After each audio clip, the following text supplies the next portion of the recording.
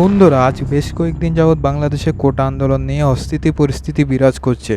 ইতিমধ্যে বহু ছাত্রছাত্রী আহত ও নিহত হয়েছে। তাছাড়া কিছু পুলিশ সদস্য আহত ও নিহত হয়েছে। বাংলাদেশে ইতিমধ্যে কারফিউ জারি করেছে শেখ হাসিনা। এদিকে অনির্দিষ্টকালের জন্য ইন্টারনেট পরিষেবা বন্ধ করে দিয়েছে ওই দেশের সরকার। মোট কথা, এক প্রকার থমথমে পরিস্থিতি বিরাজ করছে বাংলাদেশ। এরই মধ্যে ফেসবুকে একটি ভিডিও ব্যাপক ভাইরাল হচ্ছে। ভিডিওটি দেখানোর আগে বলে রাখি, আমি কোনো প্রকার পলিটিক্যাল পার্সন নই এবং বাংলাদেশে কোনো প্রকার প্রপাগান্ডা ছড়ানোর উদ্দেশ্য আমার নেই। চলুন তাহলে ভিডিওটা দেখে নিই।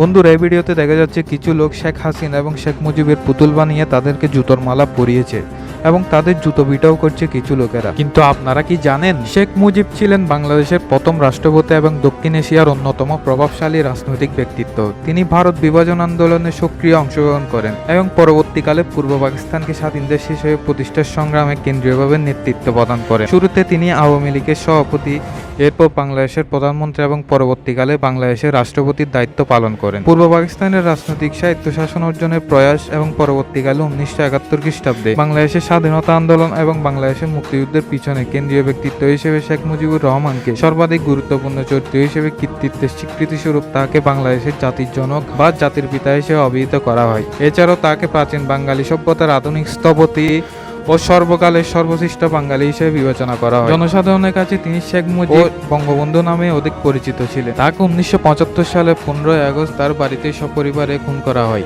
অর্থাৎ যে মানুষটি আজ এই পৃথিবীতে নেই, যে মানুষটি বাংলাদেশের স্বাধীনতায় গুরুত্বপূর্ণ ভূমিকা রেখেছে এবং যে মানুষটির জন্য বাংলাদেশ আজ এই পৃথিবীর মানচিত্রে স্থান পেয়েছে, সেই মানুষটিকেই দেখুন কিভাবে জুতোর মালা পরিয়ে জুতো পেটা করা হচ্ছে। মানলাম আপনাদের সমস্ত ক্ষোভ হাসিনাকে নিয়ে, কিন্তু এই মানুষটির কি দোষ ছিল? ইনি তো আজ এই পৃথিবীতে নেই। বাংলাদেশের জাতির জনকের প্রতি এই আচরণ করা কি উচিত হয়েছে নাকি হয়নি, আপনারা নিচে কমেন্ট করে জানাবেন।